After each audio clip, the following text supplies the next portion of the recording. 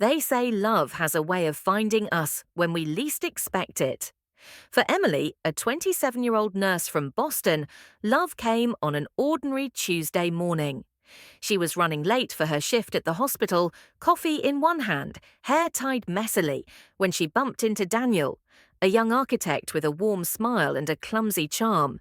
Their eyes met for barely a second, but in that second, Emily felt something shift. Daniel apologized with that soft American accent that makes every word sound genuine. "I'm sorry, I should have been watching where I was going," he said, handing her the coffee she almost dropped. Emily smiled, brushing it off.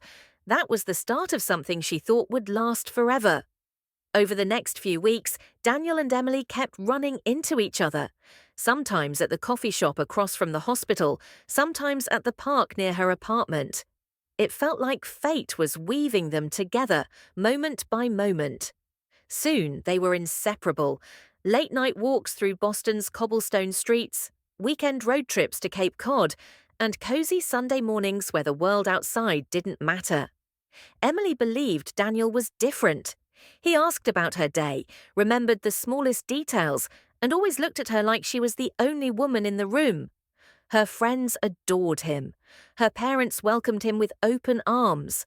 And Emily, she thought she had finally found her forever. But forever has a funny way of ending when you least expect it. Months passed, and Emily began to notice subtle changes. Daniel became distant, his phone always buzzing with messages he brushed off as work emails. He started working late nights that never quite added up. And when Emily leaned in to kiss him, sometimes he pulled away, lost in his own thoughts. At first, she told herself it was stress, work deadlines, family pressure, maybe even his own insecurities. But deep down, her gut whispered the truth she wasn't ready to face. One night, after Daniel left for another late meeting, Emily's heart couldn't take the uncertainty anymore. She opened her laptop, searching for his social media activity. Her hands trembled as she clicked through posts, and then she saw it. Tagged photos, hidden from her feed, but not hidden enough. Daniel, smiling with another woman. A woman who wasn't just a friend. Pictures from dinners, concerts, even a weekend getaway. The same weekend Daniel had told Emily he was with the boys. Her heart sank. It wasn't just betrayal. It was deception carefully built over months. A second life she was never meant to see. When Daniel returned that night, Emily was waiting. Not with anger, not with tears, but with silence. She placed his phone on the table, the photos open for him to see. Daniel's face went pale, his excuses ready on the tip of his tongue. "Emily, it's not what it looks like," he stammered.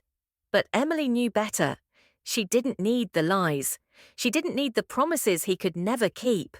That night, with her voice steady but her heart breaking, she told him, "I deserve someone who chooses me every day, not someone who chooses me only when it's convenient." She packed her things and left. No screaming, no begging, just quiet strength. Because sometimes the loudest answer is walking away. Weeks turned into months. Daniel tried reaching out, texts, calls, even handwritten letters, but Emily never replied. Instead, she focused on herself, on her patience, on rebuilding the pieces of her life without him. Looking back, Emily doesn't see failure. She sees strength. She sees a woman who learned that love is not about grand gestures, but about consistency, honesty, and respect. Her confession is this: "I thought he was the love of my life. But sometimes, losing someone isn't the end. It's the beginning of finding yourself." So I'll leave you with one question. If you were Emily, would you forgive Daniel, or would you walk away forever?